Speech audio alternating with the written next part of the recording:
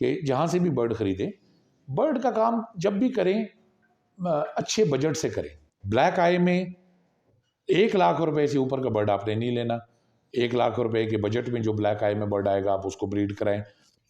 जब माल अंदर जा रहा था, पैसे कमा रहे थे, तो फिजिबिलिटी की खट्टी खा रहे थे। आप कहते हैं जी तोता ही मर गया, मैं कहता हूँ अगर ब्रीडर ही मर जाए, बर्ड ब्रीड कराना सिर्फ एक पहलू है। अस्सलाम वालेकुम वरहमतुल्लाहि वबरकात। सर आज मैं जिस जगह मौजूद हूँ, लव बर्ड की वजह से ये नहीं जाने जाते, लव बर्ड इनकी वजह से जाना जाता है। और जो सवालात, जो कॉमन सवालात अक्सर फैंसियर्स पूछते हैं, इससे बड़ा मुझे पाकिस्तान के अंदर कोई प्लेटफार्म नज़र नहीं आता जहाँ पर जाकर मैं ये सवालात पूछ सकूँ। तो आज मैं यासर खान रोखड़ी साहब के साथ हूँ। पाकिस्तान का सबसे बड़ा, मैं पहले भी अर्ज़ कर चुका हूँ कि लव बर्ड इनकी वजह से पाकिस्तान में जाना जाता है। बाकी जो हम दोस्त हैं, हम लव बर्ड की वजह से जाने जाते हैं। अस्सलाम वालेकुम रहमतुल्लाहि व बरकातहू सर। वालेकुम सलाम सर। सर कुछ सवालात थे मेरे ज़हन में, जो कॉमन सवालात हर बंदा मुझसे पूछता था, और मैंने बड़ी जगह से जवाबात उनके पूछे उन सवालात के, लेकिन कोई तसल्ली बख्श जवाब मुझे नहीं मिलता था। और फिर मैंने सोचा कि क्यों ना मैं हाई एंड पे चला जाऊँ। सर एक तो बात ये कि जो सबसे पहली बात कि फिजिबिलिटी के मुतल्लिक कुछ दोस्त बातें करते हैं, इसमें ये क्या प्रॉब्लम है, क्या वजह है, इसके ऊपर थोड़ी सी रोशनी डालिएगा ज़रा। देखें जी, फिजिबिलिटी बेसिकली एक एस्टीमेट होती है। कोई भी कारोबार प्रोफेशनली जब आप करने लगते हैं तो आप एक एस्टिमेशन करते हैं। हर बिजनेस में होता है ये कि क्या लागत आएगी और क्या उसका रेवेन्यू आपको एक्सपेक्टेड रिटर्न आ सकती है। ये एक एस्टीमेट होता है। तो अब उसमें कुछ दोस्त इसके इस पहलू पे तनकीद करते हैं कि ये जी लाइफ स्टॉक है, परिंदा ही मर जाए तो गुजारिश ये है, वो तो फिर बिज़नेस करने वाला खुद भी मर जाए तो फिर क्या होगा। तो ज़िंदगी मौत तो साथ साथ है। और जो लोग भी फिजिबिलिटी देख रहे हैं वो बेवकूफ़ तो है नहीं कि उनको पता ना हो कि ये लाइफ स्टॉक की फिजिबिलिटी है। उनको अच्छी तरह पता है, जानदार चीज़ है। अगर आप एक अच्छा ब्रीडिंग सीज़न लगाते हैं तो एक एस्टीमेट फिजिबिलिटी आपको देती है कि आप उससे क्या एक्सपेक्ट कर सकते हैं और क्या आपके एक्सपेंसेस आ सकते हैं। एक बड़ी मज़ेदार बात है, फिजिबिलिटी मैं बना रहा हूँ 3 साल से, ऑलमोस्ट 3.5 साल से। जी सर। अब ख्याल आया फिजिबिलिटी लाइफ स्टॉक की अच्छी नहीं होती। पहले सोए हुए थे, जब माल अंदर जा रहा था, पैसे कमा रहे थे, तो फिजिबिलिटी की खट्टी खा रहे थे। फिजिबिलिटियों से पहले डिमांड क्या थी लव बर्ड इंडस्ट्री की, आज डिमांड क्या है। तो 3 साल जब फिजिबिलिटी की कमाई खाते रहे हो तो सब अच्छा था। आज थोड़ी सी म्यूटेशंस डाउन हुई तो आपको ये याद आ गया कि फिजिबिलिटी जो है वो गलत है। भाई 3 साल पहले सोए हुए थे, बोलना था ना, तब क्यों नहीं बोलते थे। सर एक और बात आपके सवाल से, और एक सवाल से सवाल निकल आया। मैं भी अक्सर कहता हूँ कि कोई भी काम है ना जी, उसमें फिजिबिलिटी ठीक बनती है, आहिस्ता आहिस्ता आप उस फिजिबिलिटी के पास पहुँच जाते हैं। सर एक एस्टीमेट है ना, हाँ जी। आप एक एस्टीमेट का अगर अच्छा काम कर रहे हैं तो 70 to 90% तक आप अचीव करते हैं। एंड ऑब्वियसली मिसहैप्स तो किसी भी काम में हो सकते हैं। आप कहते हैं जी तोता ही मर गया, मैं कहता हूँ अगर ब्रीडर ही मर जाए तो फिर कहाँ। बिल्कुल ऐसे ही। तो जो बाकी एहतियातें आप करें वो कहाँ जाएंगे। Feasibility is just estimate, it gives you an idea. एक नए बंदे को एक आइडिया देती है कि यार ये एक्सपेंस है, ये रेवेन्यू एक्सपेक्टेड रिटर्न है, और इस तरीके से हम इसको काम को कर सकते हैं। सर नया फैंसियर जो है वो तकरीबन कितनी देर में इस्टेब्लिश हो सकता है? एक नया फैंसियर बिल्कुल आता है मार्केट। देखिए कोई भी नया बंदा आता है, ऑब्वियसली वो बर्ड लगाएगा नहीं तो सीखेगा नहीं।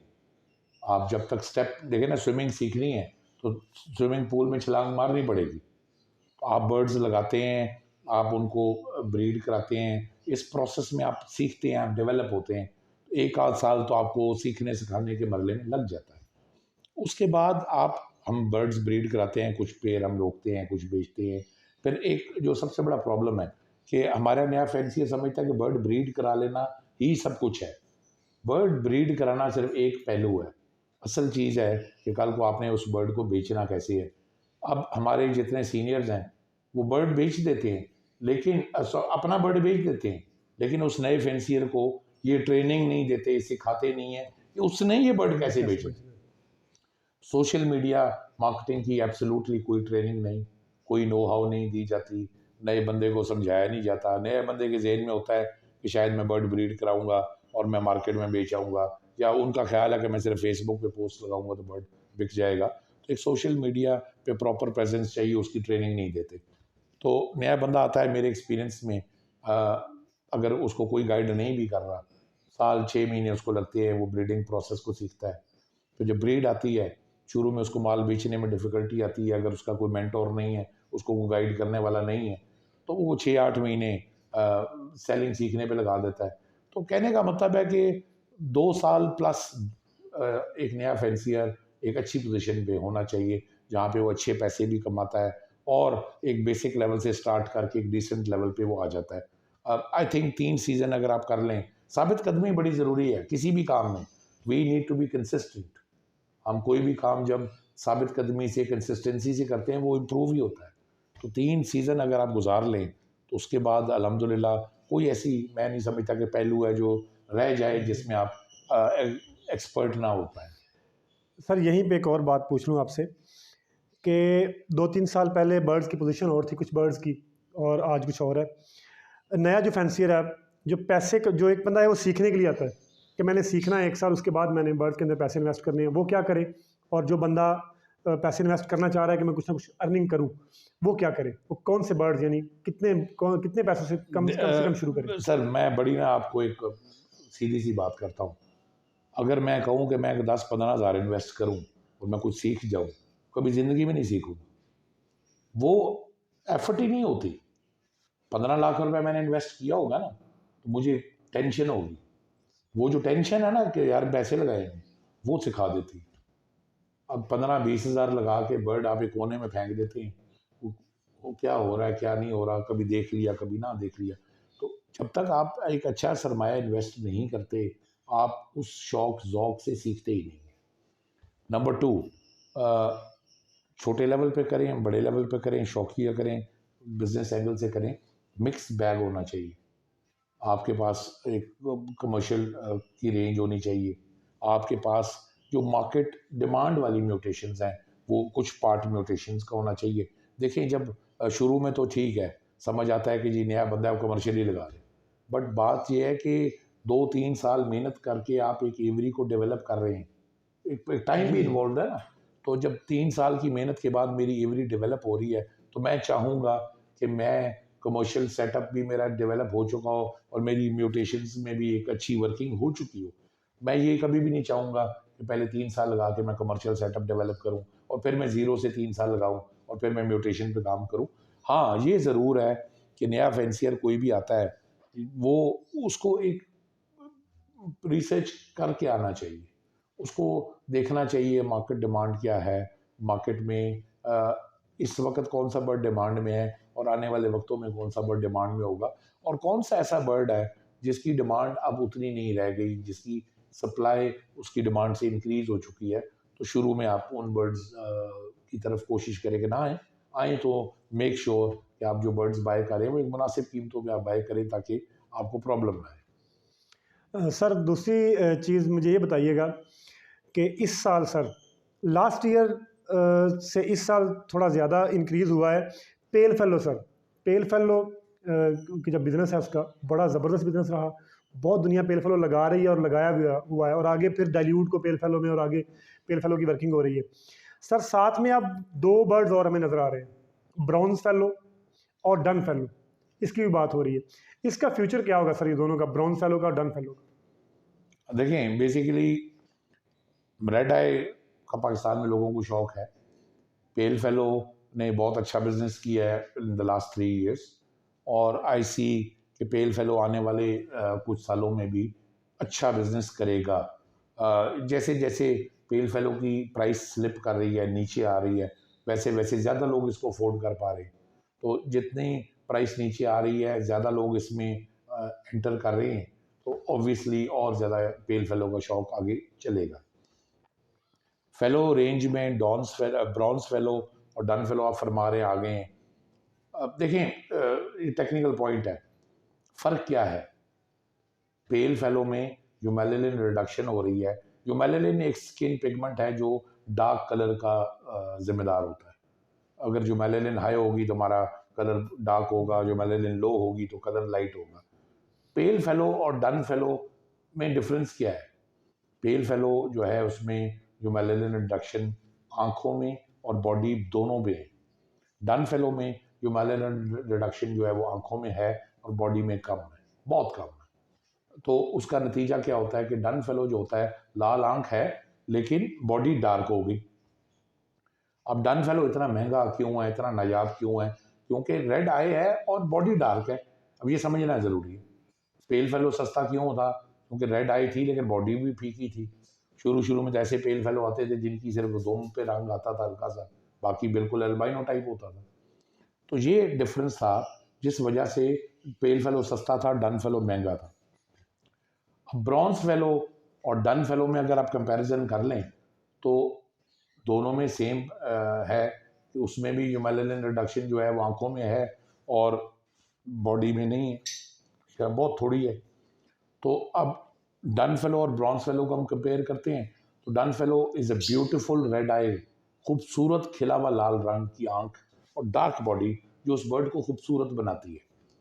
ब्रॉन्ज फेलो क्या है? ब्रॉन्ज फेलो डार्क मरून कलेजी रंग का लाल रंग की आंख है और डार्क बॉडी है। तो वो तो 5 फुट पे आप हों तो आपको पता ही नहीं चलता लाल है, यानी दूर से तो आपको देखने में ब्लैक ही नज़र आ रही है। तो वो खूबसूरती है ही नहीं उसमें। तो आई थिंक कि आगे चल के डन फेलो की एक अच्छी डिमांड आपको देखने में नज़र आएगी। बल्कि मैं ये कहना चाहूँगा कि done fallow is future of lovebird. Future में जितनी वर्किंग होनी है डिफरेंट म्यूटेशंस की, डन फेलो के साथ मिक्सिंग करके आगे मामला आगे जाना है। तो डन फेलो जो है वो लवबर्ड का फ्यूचर है। एंड ऑनेस्टली ये जो ब्रॉन्ज फेलो आप कह रहे हैं ये अब नहीं आया। ब्रॉन्ज फेलो 2015 से पाकिस्तान में अवेलेबल है। इसको कुछ दोस्त ब्रीड करा रहे थे लेकिन इसकी कभी किसी वक्त डिमांड बन नहीं सकी क्योंकि वो आंख लाल है और नहीं भी नज़र ही नहीं आती, तो वो डिमांड ही नहीं बनी। I see zero future of bronze fallow. Bronze fallow dead item है बिल्कुल। Dun fallow will is the future of lovebirds ahead red eye mutations. Sir एक आखिरी सवाल, बर्ड्स ख़रीदते वक्त ख़रीदने के लिए नए फैंसियर्स के लिए बेस्ट टाइम कौन सा है जब वो बर्ड ख़रीदे? क्योंकि बर्ड्स ब्रीडिंग के पास जो कुछ लोग ये ख्याल करते हैं कि बर्ड्स हम अभी नहीं ख़रीदेंगे, आगे गर्मियाँ आ जाएंगी, गर्मियों में बर्ड मरते बहुत हैं, हम बिल्कुल लास्ट में जाके बर्ड ख़रीदेंगे। वहाँ सर 10,000 वाला बर्ड 20,000 का हो जाता है। तो बर्ड्स ख़रीदने का असल वक्त क्या है, बेहतर वक्त क्या है? सबसे बेस्ट वक्त है बर्ड खरीदने का जब आपकी जेब में खुले पैसे, ना गर्मी से कोई ताल्लुक है ना सर्दी से ताल्लुक है। मैं अपने तमाम देखने वाले दोस्तों को ये रिक्वेस्ट करना चाहूँगा कि जहाँ से भी बर्ड ख़रीदें, बर्ड का काम जब भी करें अच्छे बजट से करें। अच्छे बजट का फ़ायदा क्या होता है? हमने 20 जोड़े लगाए हैं ना, उनमें से लेट से 5-7 नहीं चले, मैं कहता हूँ आधे ही नहीं चले। वो आधे जो चलेंगे ना वो उन जो नहीं चल रहे उनका भी सारा मुनाफा आपको निकाल के दे देंगे, उनकी भी कॉस्ट पूरी करा देंगे। तो आप 20 जोड़ों में से 7-8 जोड़े भी अगर अच्छा उनसे रिज़ल्ट ले लेते हैं तो आपकी 20 की 20 जोड़ों की कॉस्ट भी कवर हो जाएगी और आप 4 पैसे भी अच्छे कमा लेंगे। और यही हम जब लो बजट से काम करते हैं, 2 जोड़े लगाए, एक पता चला डेड इन शेल कर रहा है और एक बॉन्ड ही नहीं हुआ, तो पूरा सीज़न आपने टाइम ज़ाया किया और बाद में आप फेसबुक पे आके कहेंगे कि ये लवबर्ड तो बहुत बुरा काम है जी, वो मज़ा ही नहीं है जी, अब गला ही नहीं। तो अच्छे बजट से काम करें हमेशा। और एक और नसीहत करना चाहूँगा, ब्लैक आई बर्ड स्पेशली, ब्लैक आई में 1 लाख रुपए से ऊपर का बर्ड आपने नहीं लेना। 1 लाख रुपए के बजट में जो ब्लैक आई में बर्ड आएगा आप उसको ब्रीड कराएं, नुकसान कभी भी नहीं होगा। जो एक्सपेंसिव बर्ड्स हैं वेट करें, प्राइस नीचे आएगी ले लेंगे, कोई जल्दी नहीं। और रेड आई में सर बेफिक्र हो गए पैसे डाल? रेड आई में सर बिल्कुल, रेड आई में देखें सर ब्रीड कराना बड़ा मुश्किल है। देखें महंगे सस्ते का चक्कर क्या है, डिमांड सप्लाई। तो सप्लाई इंक्रीज होगी रेट नीचे आएगा। तो नया फैंसियर अगर पैसे लगा रहा है तो वो उस प्रोडक्ट में नहीं लगाना चाहेगा जिसका जल्दी रेट नीचे आने का खर्चा हो। तो रेड आई ब्रीड कराना बड़ा मुश्किल होता है, आसान नहीं है। रेड आई में अवेलेबिलिटी अच्छी म्यूटेशंस की बहुत कम है। तो रेड आई किसी बात से नीचे आता है और उसकी सप्लाई इंक्रीज होने में सालों लग जाते हैं। Safer item. सर बहुत शुक्रिया जी, आपने सर आपके वक्त देने का, और इंशाल्लाह अजीज़ हम कुछ सवाल फिर जैसे मेरे पास इकट्ठे हो गए फिर इंशाल्लाह दोबारा हाजिर होंगे। Sir my pleasure, most welcome. बहुत शुक्रिया thank sir. You very much. Okay ji, तशरीफ लाए, बहुत शुक्रिया। जज़ाकल्लाह सर। इंशाल्लाह अजीज़ जी बशर्ते ज़िंदगी बहुत जल्द नई वीडियो के साथ मुलाकात होगी, तब तक के लिए अल्लाह हाफ़िज़। अस्सलाम वालेकुम व रहमतुल्लाहि व बरकातहू। अस्सलाम वालेकुम।